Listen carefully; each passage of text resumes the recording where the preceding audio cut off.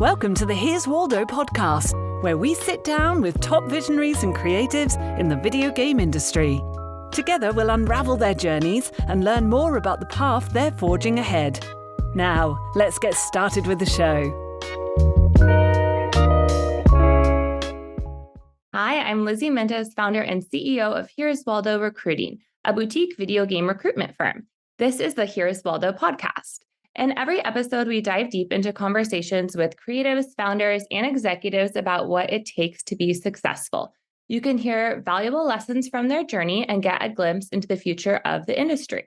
This episode is brought to you by Here's Waldo Recruiting, a boutique recruitment firm for the video game industry. We value quality over quantity, transparency, communication, and diversity. We partner with companies, creatives, and programmers to understand the why behind their needs. We provide a white glove experience that ensures a win-win outcome. Before introducing today's guest, I want to give a big shout out to Sean Vesk for introducing us. Sean is the CEO of Very, Very Spaceship and LiveAware Labs, which just launched lately. Today, we have Linda Shad with us. Linda is the founder of Voidpet, which is a mental health meets Pokeman game. The concept was started during the pandemic, where she drew monsters based on her emotions, and that quickly went viral, leading to a fan base of over 100,000 members on Discord. After that, they built the iOS and Android app and participated in the first ever batch of the Speedrun Gaming Accelerator. Let's get started. Thanks for joining me here today. Can you start by just sharing a little bit more about what Voidpet is for anybody that might not know? Yeah, of course. Thank you so much for having me here, Lizzie. That's a very flattering intro. Very excited to be here. So, for a little bit more context on Voidpet, Voidpet aims to be a next-gen Pokemon. And unlike most gaming studios, I'd say that we actually focus more on our IP and our concept before on our expertise as a studio that's just able to make a lot of games. Neither me or my co-founder really had a background in gaming. We both studied computer science. We both really like to code. And we both were very set on building something. But Voidpet was actually the very first thing that we built that had a sizable audience around our product. And, the whole YC phrase, make something people want, right? Like, wow, I was very surprised to know that the first time I made something that people wanted, it was actually a virtual pet game. So in Voidpet, all the monsters are based on emotions. And I was posting these TikToks where I was like, here is anxiety as a dragon with 5 different evolutions like Charizard. And people on TikTok really, really love that. Like people started commenting their own emotions, being like, can you draw this next? Can you draw this next? Oh, this one's so me. And we had fans who built the Discord around just the concept. So it's not like we were game devs who were running a studio that built a game. We were just drawing and just talking about our emotions during the pandemic. And that led to this audience of people being like, you need to make a game. Like, when's the game coming out? Please make the game. So we both knew how to code. Me and my co-founder, Ben, he was full-timing YouTuber and coder. And he was like, you know what? Like, if we have this many people in our Discord, we could probably just try to make the startup from here and see if these people are actually serious about wanting to play the game.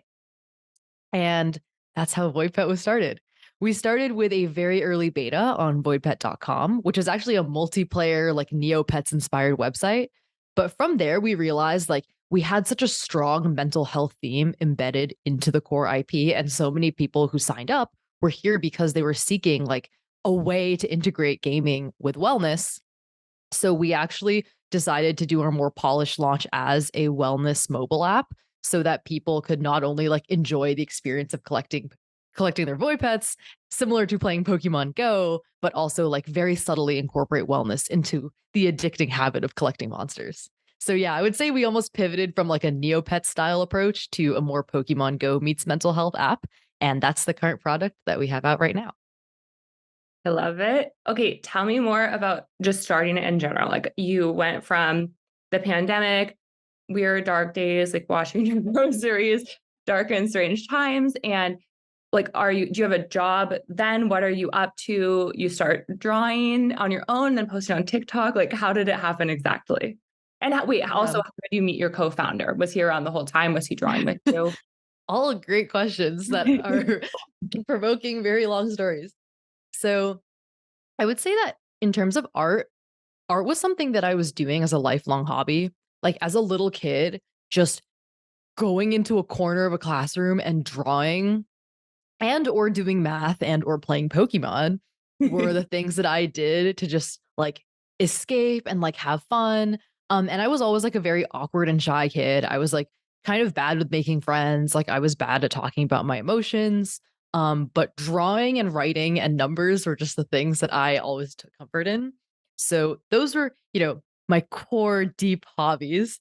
Um, as I sort of progressed through high school and college, I had, more of a practical mindset where I was like, okay, like, I think I want to study business and like everyone's learning to code these days. Like, I think, I might be good at computer science. Like, I'm going to try to be an engineer. Like, maybe I want to be a software engineer at Google. Maybe that's my dream job. So, I was just like going down that path and, trying to impress my Asian parents and be Okay. hardworking and get a good job. Um, I would say one thing that really changed my trajectory was when I took the iOS development class in college. I went to Boston College. My Professor Gallagher, he's very wonderful, a very good mentor of mine. He was teaching this class that basically helps students like build an app from 0 to 1, like unlike all the other programming classes which will like maybe teach you some pretty hardcore Python or like, data science or whatever, like you don't actually get to feel like you own like an entire product by the end of the semester. But in this iOS app development class, you could like build a whole app. And for me as a freshman, I was like, that is so cool. I didn't even know that like one person teams could build entire apps that made on the App Store. Like as a kid, that was just crazy to me. I thought you had to be like a well-funded company of like multiple engineers to even do that. So when I built my first app and a it was a social chatting app, like your basic college student startup, I was like, wow, I actually just like really like building things and I can kind of make whatever I want. So I almost pivoted my mental model of what I wanted to be to like, I don't just want to be an engineer. I want to be an engineer that can tell stories and like bring my own ideas to life and like maybe even incorporate my love of writing, my love of art into what I'm doing. So I stopped out of school to do another startup with my friend. And it was at that point in my life where I was like, I will do whatever it takes, just do a startup because I know that this is so much fun and it combines all the skills that I love to do. And I think I'm like, I've done enough computer science classes, I can hold my own, like I'll figure it out. So I just like aggressively tried to start a company. Like I kept applying to YC. I kept building these like random goofy apps. I kept trying to put out like these surveys being like, like tell me about your problems as a customer and let me see if Yes. I can figure them out. And I was doing all sorts of stuff like that for like 2 or 3 years in college and out of college. Um, but I was never able to actually make something that got more than like my friends using it out of pity or like, people trying it out, but then the app like wasn't good enough to meet the actual like needs that they have. So at that point, I think it was like my 6 YC application. I had built something. This is like the best thing that I had built to date. And it was this virtual shopping video chatting website. It was called trydaydream.com. And I built it with my friend Andrew. And Andrew was a great engineer. It was like you could buy products from Lululemon that we would just buy from Lululemon's retail stores for you while also video chatting, while also playing a video game, while like also there being an arcade. It was like this whole, crazy, messy thing. And it was cute. And we were pitching to YC and they were like, this is actually like a pretty impressive like little side project, but like you don't have anyone using it. Yeah. Maybe if you like went viral on TikTok or partnered with a bunch of influencers, Hmm. then you could actually get some of your like goofy ideas out into the world. Cause this is like, you guys are onto something, but you're also like really missing something. You have to figure that part out. So, funnily enough, it was actually Y Combinator who got me started on wanting to be a TikTok creator. I was like, okay, I'll just grind TikToks every day until I go viral and I'll keep messaging content creators until somebody wants to be friends with me. That is how I met my co-founder. Okay. He was growing on TikTok at that very same time. He now has over 1 million followers across his platform. So he's like an engineering guru on YouTube, but also known on TikTok for making programming jokes. And he's known across like very different types of audiences, which is a lot of fun. But we connected over TikTok. He was one of the first creators that like actually, we had something in common just by both building things and like in computer science. So that was an easier connection than just like DMing random influencers and being like, "Hi, can you teach me how to be an influencer? Like, hi, you want to use my product?" So that's how I met my co-founder Ben. And then that's also a bit of my background. And at that time too, I also I don't know if you've heard of the startup Beacons AI. They're another YC company. They're backed by A16Z. Okay. Um, they were making link in bios for creators, and they were blowing up at the time as well. And they were also hiring. So they found me on TikTok and we started talking to each other in the comment section. And they're like, "Oh, we really need a product designer. And since you post all these videos of your art where you're doing art in Figma, like clearly you can use the software that we need for our product design. Um, you want to come work with us?" So I was super excited. I was like, okay, I'm kind of running out of money. Like my college savings from being a teaching assistant were like running dry. So I very gladly took the job. It was a really fantastic learning experience. And I also learned a ton just about like how startups work and about being a content creator just by serving all these content creators at my job. Um, but it was also during that I realized that like my side project of Voidpet had a lot more potential. And due to all the things that I was learning at my full-time job at Beacons, I was like, like I think maybe I like have, sort of the roadmap to like get Voidpet off the ground now that I've seen the playbook from all these other big creators. Um, Maybe I should try that. So I left Beacons after 6 months, and it was because I think I just had, like, a burning desire to get back to building, like, my own thing, even though I really enjoyed working there. Um, and I didn't have that much traction in Voipet at the time. It was just, a few videos had done well. Okay, like tell me more. What does a few videos doing well mean? I think I had gotten to about 50K followers. Okay. So I had maybe like 1,000 people in our Discord at this time.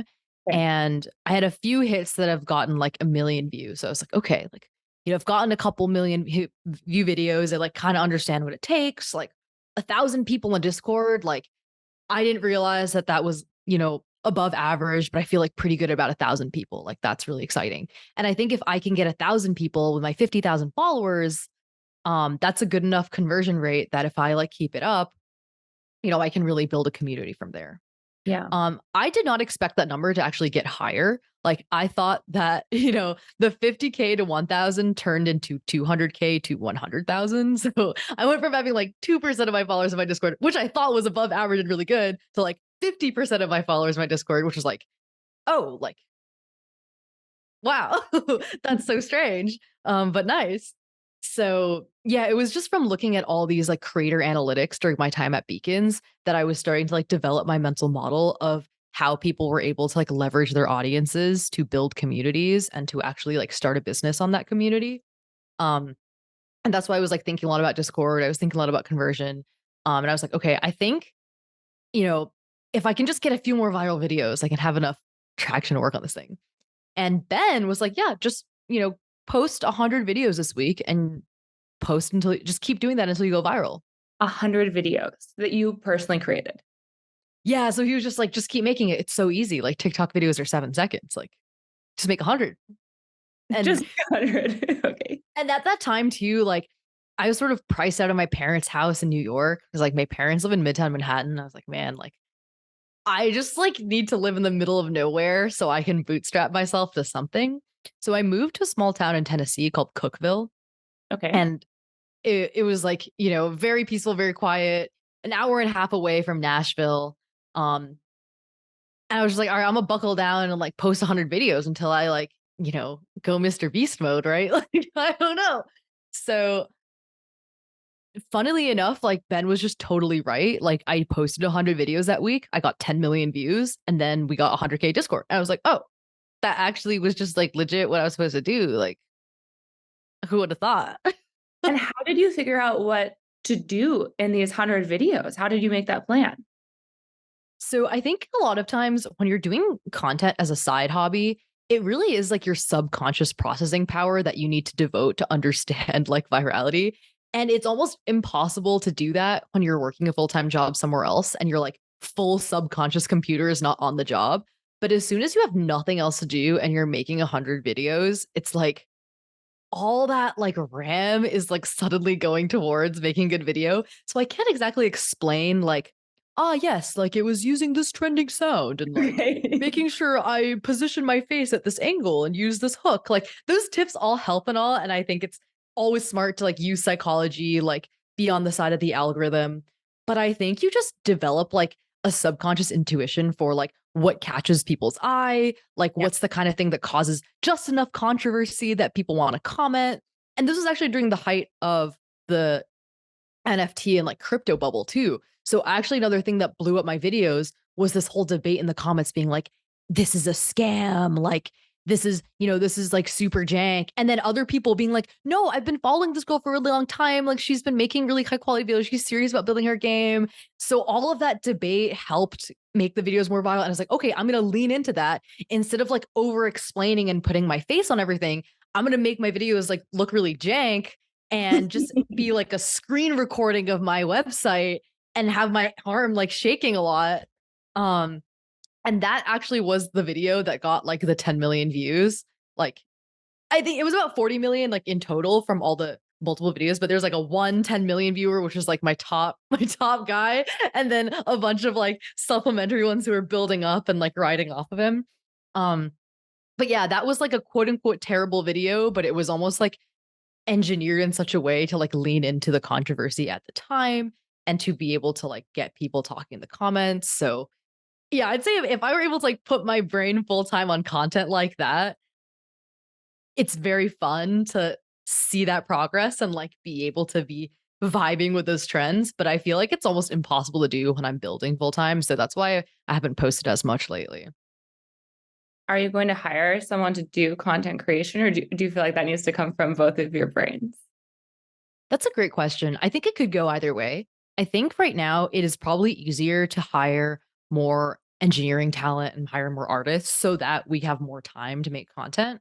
Yeah. Um, I think that's just like a more straightforward pipeline and people in tech and people in gaming like know how that works. But that Right. being said, if we could hire like a really amazing content creator, I would definitely love to do that. I think it's just like a bit of a harder meta to understand. So that's why I haven't put it as like, yes, this is like what I need to accomplish next quarter. Like, that will happen if it happens. Okay. It's not your short-term goal, or like, yeah. Right. Sense. And then where did Speedrun, can you give everybody a background? I think many of our listeners are probably familiar. Speedrun's gaining a lot of traction lately. They're doing their next cohort, but can you explain what Speedrun is and how you became affiliated with them?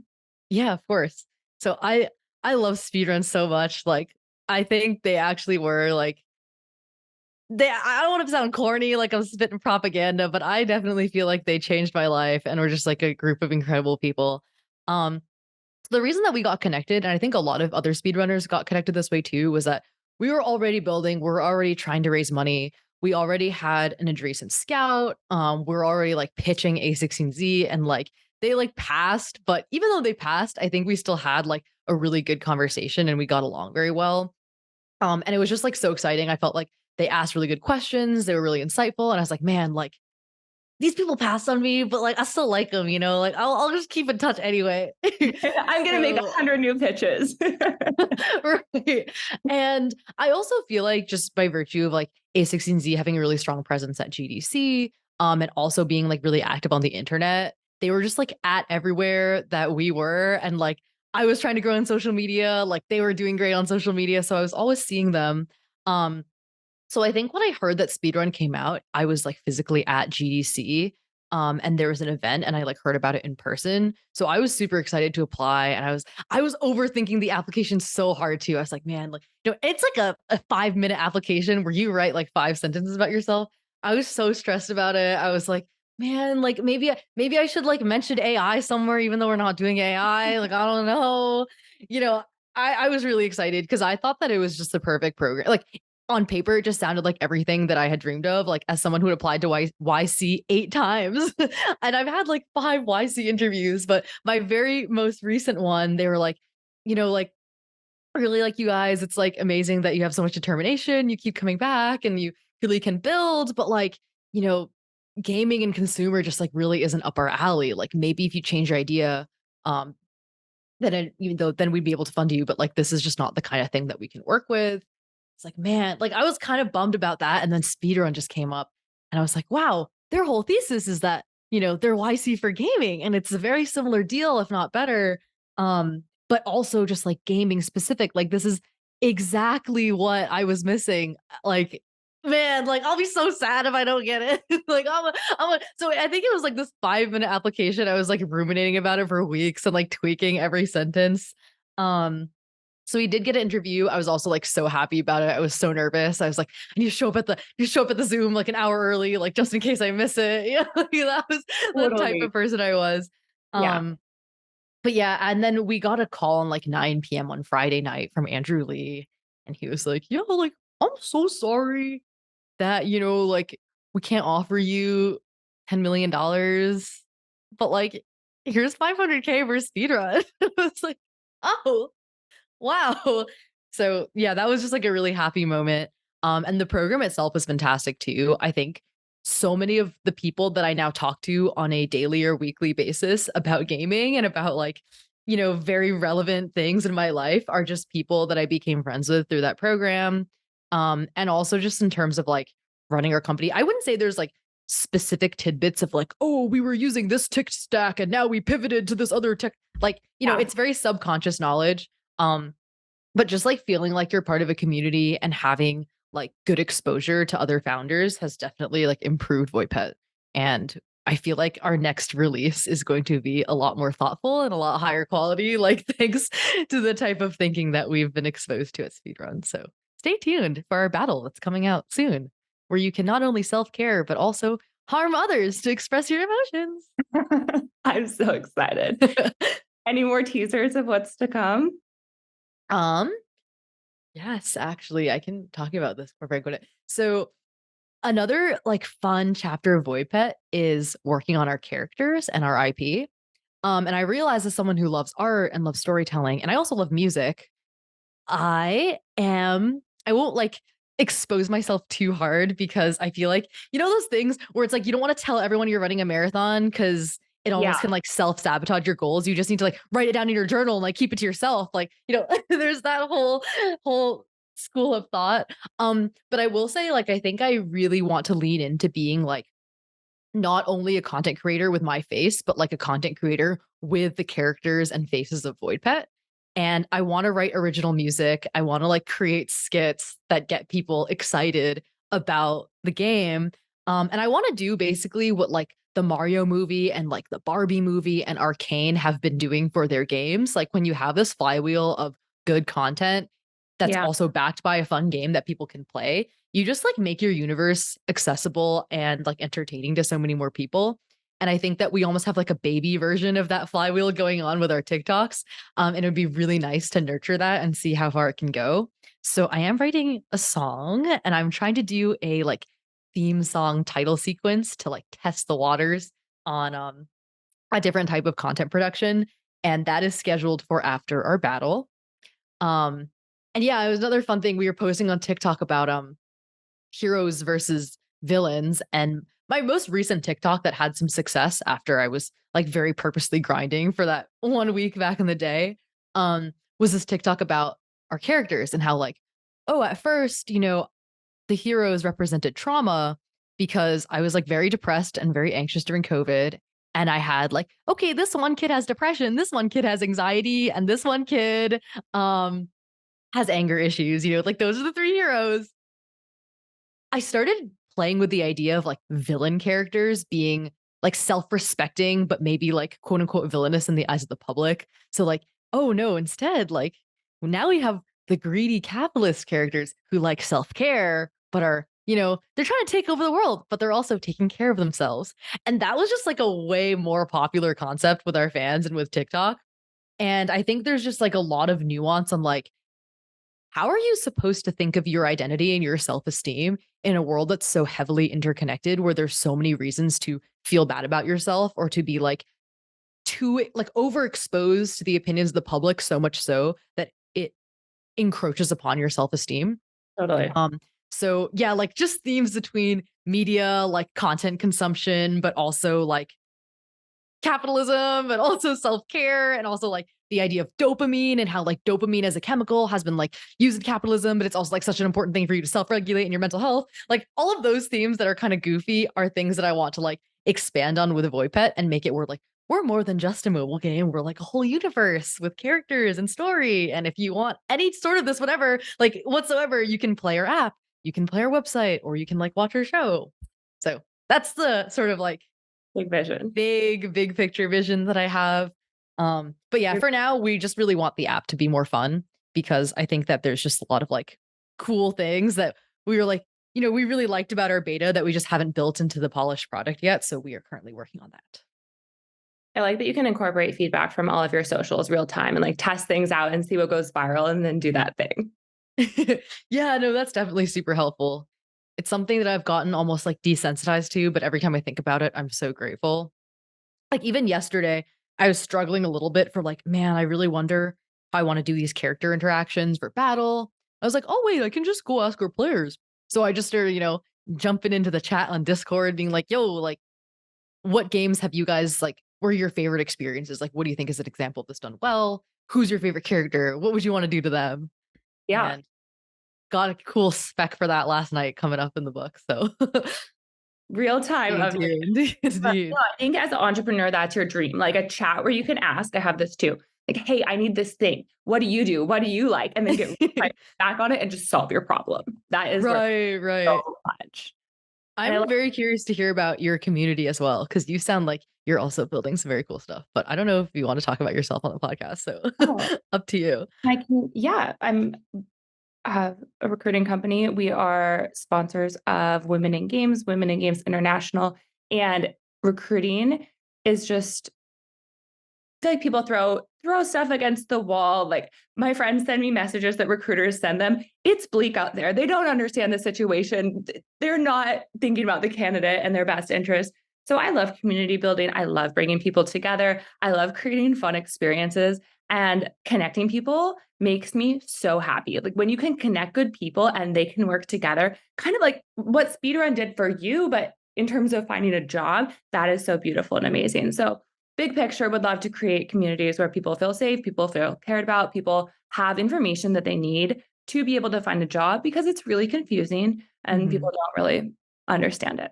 We do games right now, and games is amazing because people have a lot of passion. People love it. Whereas in tech, I did tech recruiting before. Everyone right away is just like, what's the TC? What's the total comp? I'm like, do you care about this job at all? So it's a lot of fun. You get to work with some character. That's amazing. I love that. I'm so glad that what you're doing exists too. I definitely just felt so welcomed and excited to speak to you today. And especially for women in gaming, it's always very refreshing to see more women. It's always very refreshing to see women coming together and helping each other. So thank you for doing what you do. Yeah, thanks for being here. It's so important. No, it's great to have those communities that you can ask questions to. I'm in like a few different CEO groups, and I've done multiple accelerators, and they're so helpful. And I know that I can ask these people questions if I need it. If I'm having some crisis, I have like 20 different people that I can call and they can talk me through it. And that's the most important thing. So, okay, I want to talk about imposter syndrome because I feel like it's so real, and you are so successful, but everybody has imposter syndrome, like every single person. So tell me about, maybe you don't. Maybe I'm just assuming. Dude, I can go on like deep dark holes about mental health. Like that's my brand, Okay, like tell me about your I have like imposter syndrome up the wazoo, and like I also don't. Okay. So I actually I got therapy after that. When I told you, I was like, oh, can we reschedule? Like, I have an appointment. It's because I have like an appointment with my therapist, and it's like I specifically wanted it to be in person instead of online because I had like some deep stuff to get off my chest. Like, I was like, oh wait, I forgot that I specifically asked my therapist to accommodate me in person instead of online, which is why I had my movie. Anyways, so yeah, imposter syndrome is like such a thing. I think, and okay, I like don't like going on rants about gender, but I feel like it happens anyway because that's like how I perceive things sometimes. Yeah. I literally have like different characters and like mental models for myself because I definitely feel like there is a version of me that does not feel like she can get the job done and feels like terrible about herself and is like fixating on every mean comment that someone said, every time I didn't feel ready to work, every time I wasn't consistent, every time I said something dumb, like oh, Yeah. maybe like my entire success is just like random luck and people be like, oh, you're just like a washed up TikToker, like, or, any little comment that I read on the internet, I can like misconstrue it to say something negative about me that like undermines my entire life. Yeah. And I actually have to create these like virtual characters who are super confident and super Chad to be like, no, like you got this. Like, oh, Yeah. uh, oh, I've already seen the future. Like, and it's like some fictional character I'll make up, like, and he's like, and I kind of do. I'm very conscious about the fact that I've like chosen this to be a male character, but that's just like how it is. And he's like, yeah, like I'm a time traveler. I've seen 2060, and like you're already a billionaire. So like, what you sad for, And like he'll come back and he'll say that, and I'll be like, oh, like okay. I mean, I guess if I'm a billionaire in 2060, like why am I sad right now? Like You're right, I'll come up with all these goofy, like fake reasons to reverse gaslight myself into not having imposter syndrome. And it's like a daily challenge. Like every day, I will have thoughts or sometimes I'm just sitting in my chair eating food. Like, okay, I'm not gonna lie, I was about to burst into tears at the beginning of this call when my mic wasn't working because I was like, I am incompetent, I am stupid, like I am a failure, I am a woman who does not deserve to be in tech because I can't understand something as basic as getting my microphone to work. Like little things like that will come up, right? And then you just gotta like smack them right back into their punch. Like it's like a Pokemon battle. Like if Charizard uses flamethrower at you, you gotta pump him like right back, right? Like you gotta be like, no, no, no, no, no, no, no. Like this is a podcast for successful, gorgeous women entrepreneurs. Like none of that today. And then you have to, like you just have to imagine, like you have to think about like all the reasons why, like, oh, well, like maybe Elon Musk's microphone like wasn't working either. Like It wasn't, by the way. It was anything I can not. think of to make myself feel better, even if it's ridiculous and doesn't make sense, is like so important. Because if you think about it, like a lot of the imposter syndrome stuff also is like ridiculous and doesn't make sense. So it's like, oh, it's just like a psychology exercise and like, can you outgame the negative thoughts? So I cry a lot. Like I'd say I cry almost like every other day for some silly reason about my work. Does that make me like a worse founder, less successful? Like I have to be like, no, it doesn't. Like I just cry because I just like do so much, like that's why I cry so much. And I also think that another fun thing about making a mental health product or doing any product in general, right? Like any product where you're helping people and like understanding a pain point, you got to relate to the pain. Like feeling bad is a human emotion that everybody feels. And like if you understand feeling bad and you understand the art of pulling yourself up when you feel bad, that's the best way to understand the art of helping other people when they feel bad and like pulling other people up when they feel bad. So imposter syndrome is so real. If you have any more questions, I'd love to talk about talk about this with you more. But yeah, I think it's just it's you almost have to like see the beauty in it for how common it is. It's like, yeah, we all just care so much and like want to be successful, good people. Like so much so that our human psychology backfires and starts eating away at us. Like, and it happens to everyone. Like that's so interesting. It does. So And there's so many ups and downs of running a business. I went to a conference a few weeks ago, and this guy, he's like 32 and has started a multi-billion dollar company. It's like being an entrepreneur, some days you're like, yes, my product's so great. Everything is working. And then an hour later, you're like, I think I'm going to have to shut down my company. Like everything is a big failure. And it's just such a crazy up and down all the time. So it was yeah. very Another like shout out for my co-founder. I sometimes joke about this, but Ben has just truly like impeccable mental health and he takes care of himself very, very well. Like it is not just an accident. He's like very deliberate about it.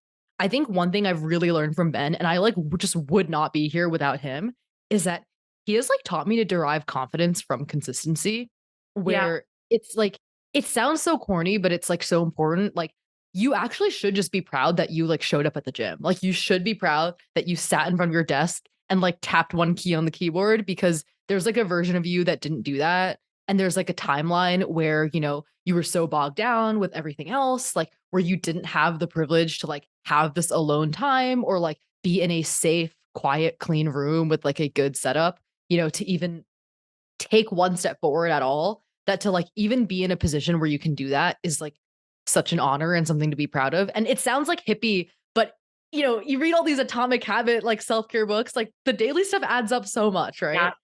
So Like I love to read books about mhm. success and why people are successful and study it. It's very interesting. And that's like all I read is business books. That's pretty much Atomic Habits is real. I just read some book called The One Thing. Like, do the one thing every day for whatever hours, for whatever days in a row, and you'll be really, really, really good at the one thing that you're doing. It's all about just doing it when you don't want to do it and when you feel bad and when you have no motivation, just like sitting down and getting it done. Right. And then you're right, like practicing gratitude. I am lucky to be able to work and be able to go to the gym. Like my body works. That's amazing. Mm-hmm. And I feel like once you have that shift, like of gratitude, then it also makes you want to work more. Right.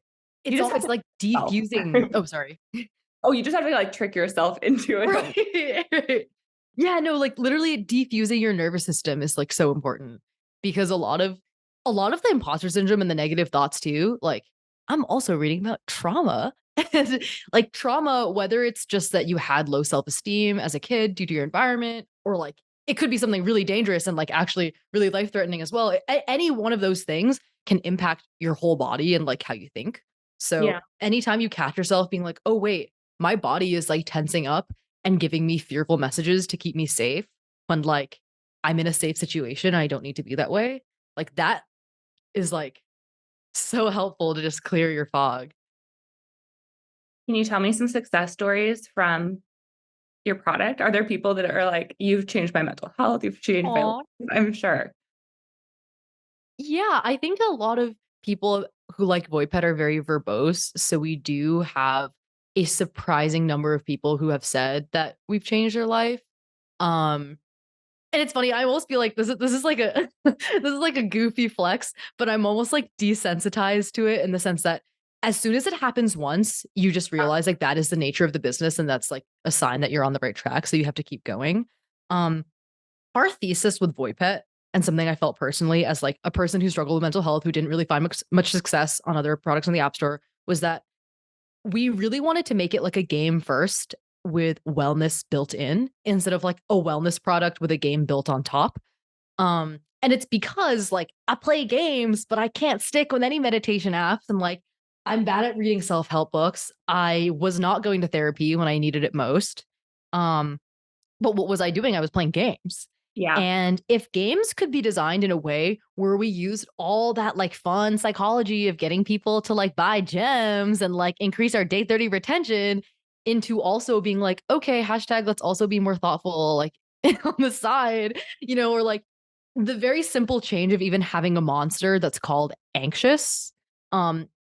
You can't help but think about like the physical feeling of anxiety and like the label of anxiousness whenever you think about the game.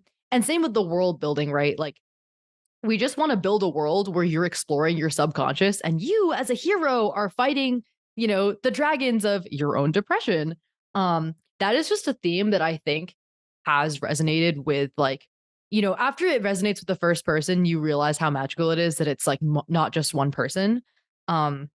Where people are just like, yeah, no, this is like the first self-care product I've been able to stick with because like I'm a gamer and I just like really didn't have the appetite for any of the other things I found on the App Store. And yeah, I think that's just a sign that like you are making something that like serves a particular market well and you understand them. Not even that like, it is definitely better than all the other products out there. It's just like, no, we just like really know our players and we know our customers. So definitely very magical and very cool. Are there any other games or companies that you feel like are really making an impact in the mental health space? Ooh, that's a great question. I can name a few of the people that I like definitely like and respect off the top of my head. Yeah. For example, there's like Lumi Interactive. They were really sweet. They're very good mentors. They did the concept of like you water your plant and you say a gratitude or you name an emotion when you water your plant. And that was a core loop that was working really well for them. So I was just like, wow, like, I just like want something like that in my game too. Like I'll draw it really differently. We'll make the mechanic work differently. And they have like generative art for their plants. So it's very much about like the cozy, like Studio Ghibli-esque vibe of, creating your cozy space. So that concept is not like, it's just a very different approach and like a very beautiful and different approach to mental health that I think is very meaningful. That we've definitely been inspired by. And that was like our watering tree, naming your emotions, set a goal. That's something that we've incorporated into our game as well. Um, Another great company. This is my friend from Speedrun. Her name is Jenny. Her company is called Talofa Games, and she's built this game called Run Legends. I think her thesis is about like mental health and physical health being very closely intertwined. And she's also doing a similar thing where it's like to play this game, you need to run or like be on a treadmill, but we're going to add all these like monsters and like audio effects. And like, you don't have to look at your phone, but you can hear the announcer telling you about like the monsters that stand in your way. And if you like sprint faster, you can destroy them. Um, that's another one I think is really amazing. There's also another great company that I admire on the App Store, even though I don't know them personally. They're called Finch. They also have like a great user base and a very good approach to mental health that's just like different from ours, which is they are very much like a cute, wholesome mental health library of activities. But as you do more activities, you can like grow your baby bird and you raise your pet. So that was another cute concept. I actually didn't know about Finch until like well into Voidpet. So it was sort of like similar ideas that just happened in parallel in different ways. Um, but yeah, for them, I think that what they're doing is really awesome. It's definitely connecting with a lot of people. They have like a very strong presence on TikTok, but they're almost like approaching it the opposite way. So they're doing like mental health at first. Yeah. By the way, here's a game. And for us, it's like, here's a game. By the way, we're sneaking down some mental health. It's like when you, yeah, play games with your kids or like they're watching TV, but really they're learning. Yeah, But they like to watch TV. Did that And to yeah, I think that the different approaches just like will resonate with different customers. So it is yeah. just like so important in the space as a whole to have like different companies who are tackling the problem in a different way. Yeah. But I love this is even more of a conversation these days and something people are thinking about and naming and very different than like our parents' Mhm. generation, for Right, instance. right. Why are you so entrepreneurial? Is this like a nature thing or a nurture thing? That's another funny question. I have this whole like ramble thesis on this too, which is I think for me, it's a combination of like nature and like trauma. Um, I think from a young age, like I always just never felt super comfortable in school. I felt like I didn't fit in. Um, I was always like, even when I was in like fourth grade, I was like, I want to start my own business so then I can pay my own bills and like live wherever I want. I created this like sticker club thing called the Cubic Club where I draw an ice cube and it was literally just a cube with a smiley face on it. But in like third grade, I felt like a Giga Chad for being able to draw a cube. And I was like, I can draw in 3D. Like, can you? And I started cutting them out on pieces of paper and selling them for 10 cents. And people in my class were buying them. And I made like $5. And I was like, oh, yeah, that's enough for like a cookie. So I think on one hand, there was like this liberating feeling of entrepreneurship is like a vehicle for freedom and it gives you the ability to escape but also like forge your own path. Yeah. And as someone like it's almost like this funny pattern of why like anxious people or people with like tumultuous childhoods like really feel passionate about being entrepreneurs like in trauma in trauma research the feeling of being traumatized is all about being trapped in a negative situation and having your like nervous system shut down because you can't do anything even though you want to have a fight or flight response. And like being an entrepreneur, you just get to be like permanently fighting and like flying and like doing everything, right? And you feel like all your efforts are going somewhere and you really do control your own destiny. So I think I actually have realized that if I'm not running my own business, I feel this like irrational claustrophobia of like what if my boss doesn't like me and like my entire job is on the line? Like, I just like, I don't know. And like, I'm the type to get anxious and like think people don't like me, even if they do. So I would just like forever have paranoia that like I'm not doing my job. Like, I don't think I'd be able to sit still. And it's like, you could call this a good quality of like, oh, yes, have the determination and fearlessness to forge my own path. But I think there truly is a component to it where like, I just like can't sit still and I'm very paranoid. So this is just the path that like is most comfortable for me. Yeah. Yeah. It does. I mean, I feel like it reduces your anxiety because you're in control and you are making your own decisions and somebody is not making them for you, Right. even if it's really hard. Also, another really great quote I had from my woman mentor when I was in college. Her name is Sophie Miller. She works at Google. And I called her when I was graduating and I was like, man, like I don't know. I really could be a PM at a tech company, but I also could do my own startup. And like, I have this burning desire to do my own startup, but what if I'm just like not cut out for it? And what if I'm like going to get burned? And she was like, well, let me just tell you something really important. Like, me And my friends talked about this. And like, while some of my friends had a burning desire to be founders and they had worries and they had that burning desire, I just didn't have the burning desire. Like, I knew I wanted to be at Google. I knew I wanted to work at like a big company with a lot of resources, with like very experienced team. Like, I wanted that so bad. And like, because I identified that, that's the path that I want. So if you're burning to be an entrepreneur, then you should be an entrepreneur. Like, don't get it twisted. It's not that like everybody wants to be an entrepreneur, but like only some people succeed. Like, no, no, no, no. Like, only some people actually want to be an entrepreneur that bad. So if you're one of those people who even like wants to be one, like go at least try. Yeah, And that was like super helpful advice. I think that was like one of the big kickers that gave me the confidence to go, you know, work on startups. me too. Someone had the same conversation with me. They're like, "Do you think you could get a job as a recruiter if your company doesn't work out?" And I said, "Yes." And then they're like, "Well, that's your answer. Go try." But Right. That's a great one like, too. Mhm. I had a lot of anxiety around it and like, should I even do this? It's scary. Yeah.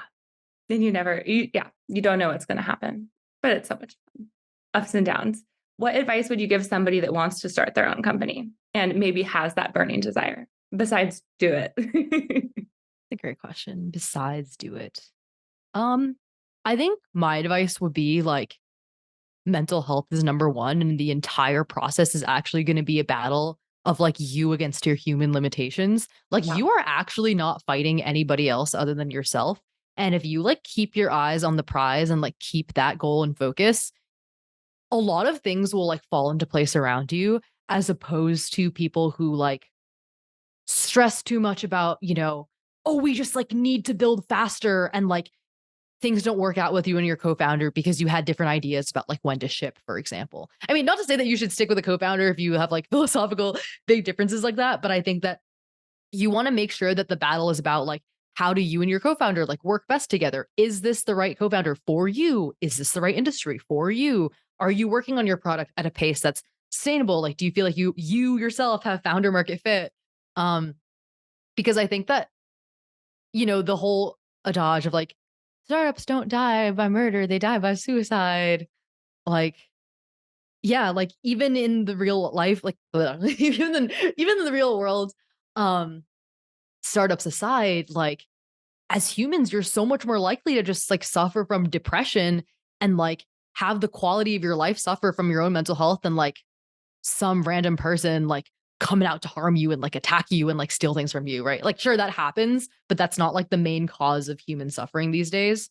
Um and always keeping that in mind has also helped curb like jealousy, helped curb fear, helped keep me productive, help be a good person to work with. So, yeah, mental health number 1. That's what I like to say.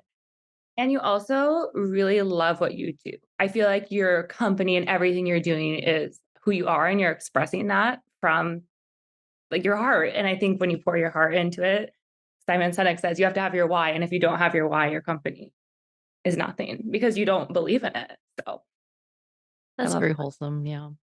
I would Why. say that funnily enough, though, it's almost like you have to do companies that don't work to even get there. Like a lot of people are like, "Oh, I'm going to wait till I have an idea that I'm passionate about." And for me, I was like, "Oh, I'm going to do this like dumb idea that I'm only 50% passionate about because I still need to learn how to code. Like I still need to Uh, learn how to hire people. I still need to learn how to talk to VCs. And if this like half decent idea is going to get me there, then I will just like run with it until I have a better idea." So I think that also I mean, not to contradict your advice. I think that's like fantastic advice. And thank you for saying that. But also, it's okay if that's not how you feel. maybe it's okay to not like you don't know everything ahead of time and you're not going to be Right. 100% prepared. But I still think that you have to like what you do. Like I True. wouldn't want to program ever. That's my nightmare. I like to talk to people and I like to connect people and I'm living my truth. Like I fit into what I do, but Mhm. it's not, I wasn't in fourth grade like I'm going to do recruiting. But I knew Right, I did something also. I have one last question before I ask it. I want to point people to your website, voidpet.com.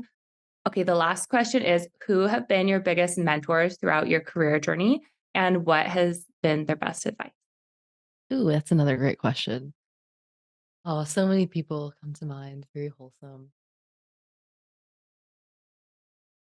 there's many different types of mentors. There are those who are like closer to where you're at, who are just like, you know, on the field with you.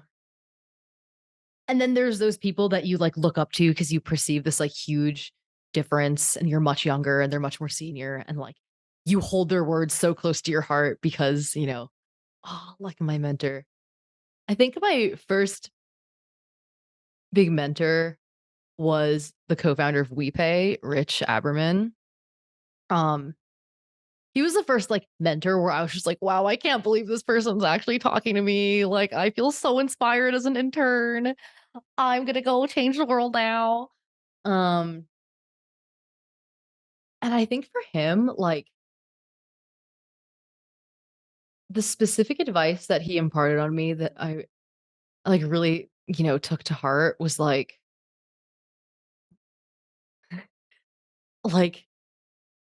this sounds so corny, but it actually is something that I think about so much. Like, don't be afraid to just like be a character and like play a role and put on an act because that is going to be something that like not only helps you resonate with customers, like learn how to connect with investors, but also something that like takes you very far in terms of like manifesting who you want to be. And Yeah. he would always like he was like a very funny, like a very funny boss at the company. Like he was the one that was always like telling jokes and like everybody who worked there was like, oh yeah, like, he's just so chill. Like I can talk to him about anything.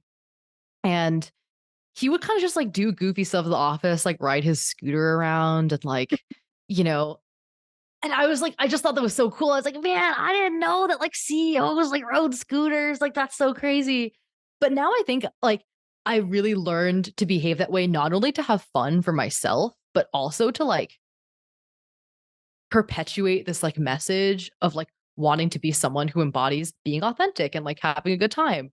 I honestly think I am a little bit more stiff if you get to know me in real life, but when I'm like on the internet or when I'm in public, I do make it a bigger point to like have animated body language, like to smile more, to like maybe wear something goofy or like, dance if there's music in the background, like things that I used to think like, oh, some people are just like so charismatic. They're just authentically like that. And like, I'm a little stiff. It's like, no, no, no, no, no. They know how to act. And like, you can be like that too. So I think as soon as I learned that, like, oh, wait, like charisma is also like a behavior that you can learn that you can like really lean into. I started to have more fun being online and like have more fun being in public and like talking and just doing things in my company. So yeah, sorry, that was like a bit of a long-winded answer, but that's the one that really came to mind.